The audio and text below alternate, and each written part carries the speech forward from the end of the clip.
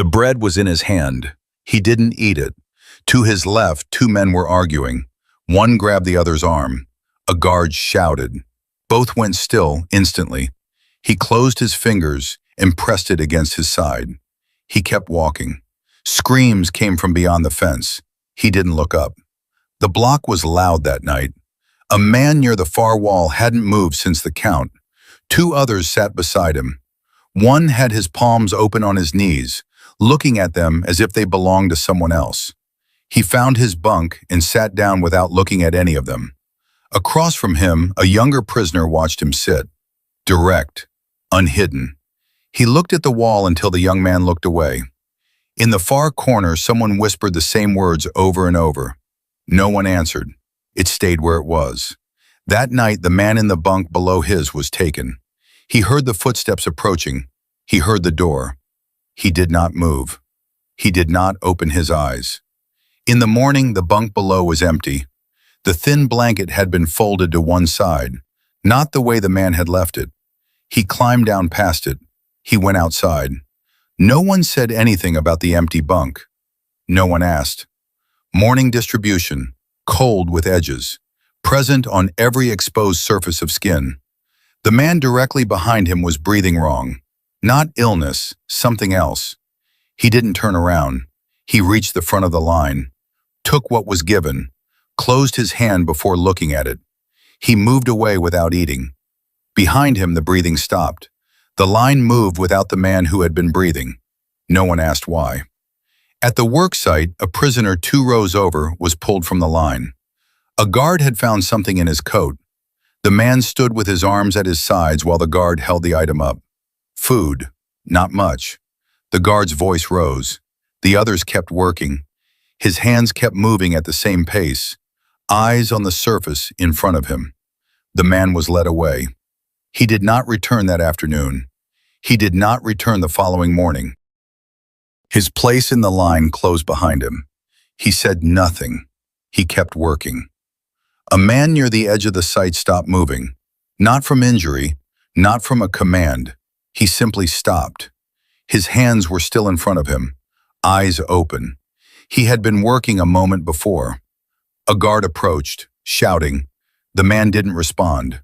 He was removed from the line. The work continued without a pause. The next morning, his place at the count was empty. No one filled it that day. No one mentioned it. The man who asked him was from his own block. He came during the work period and stood close. He spoke quietly. He said he had not eaten since the previous morning. He said it simply, without begging, the way a person states a fact they can no longer carry alone. The work continued on all sides. He kept his hands moving. He heard it. He understood. The man waited. He said nothing. The man stood there a moment longer. Then he walked back to his position. He didn't watch him go. Screams carried across the yard. He kept working. The inspection came without warning. 2 guards, slow, deliberate. A door slammed somewhere behind the main building. One guard stopped near him, looked at his coat, his hands, his face. He stopped working and stood straight. He found a point past the guard's shoulder and held it. The guard moved on. He waited before starting again. No one found it. That evening, a man collapsed during the count.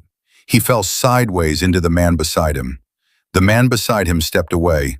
The count continued. He stood in his position and looked forward. When it was over, 2 prisoners were ordered to carry the man inside. He went to his bunk. He didn't look at the man on the ground. He didn't look at the men carrying him. Shouting continued somewhere beyond the block for a long time after. It continued. Children had been in another block.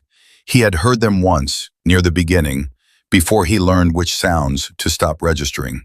He didn't hear them now. He didn't ask what had changed. He already knew not to ask. He woke in the night. His hand went to his shirt immediately. Still there. He pressed it once, smaller than before.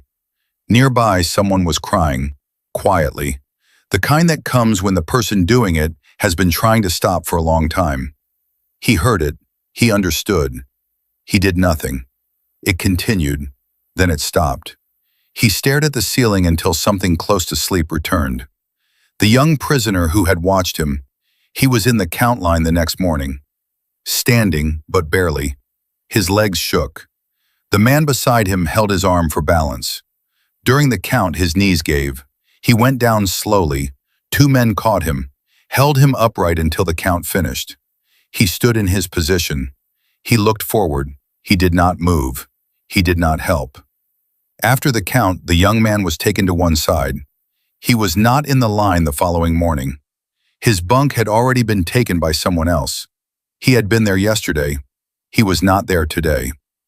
Late in the work period, the man who had asked him for food was sitting against a wall at the edge of the site, not working, hands in his lap, eyes open but not focused on anything nearby.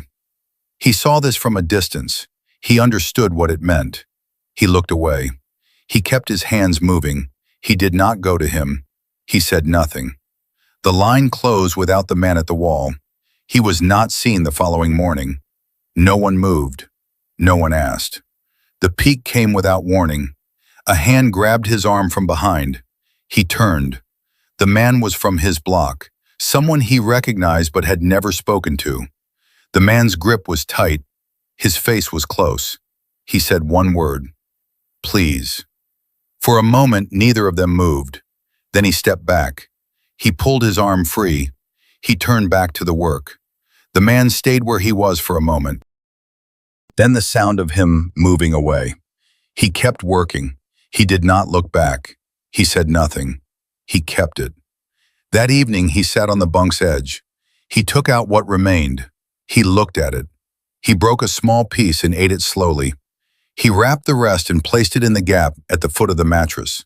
He pressed the mattress flat. He lay down. Around him, the block settled. Breathing, shifting weight. Somewhere outside, an order shouted, then silence. He lay still. He had kept it one more day. He had kept something. The man who had grabbed his arm was not at the morning count. His bunk was empty. Neat, the way it hadn't been the night before. He walked past it. He went outside. He did not pause. He did not look back. Tomorrow the line would form again. He would take what was given. He would close his hand. He would keep walking. He would hear things. He would understand them. He would do nothing. He had heard it happen. He had watched it happen. He had let it happen. He was still there. That was what it had become. He stopped looking. If moments like these, real, documented, and human, are the kind that stay with you, consider subscribing. Leave your thoughts in the comments below.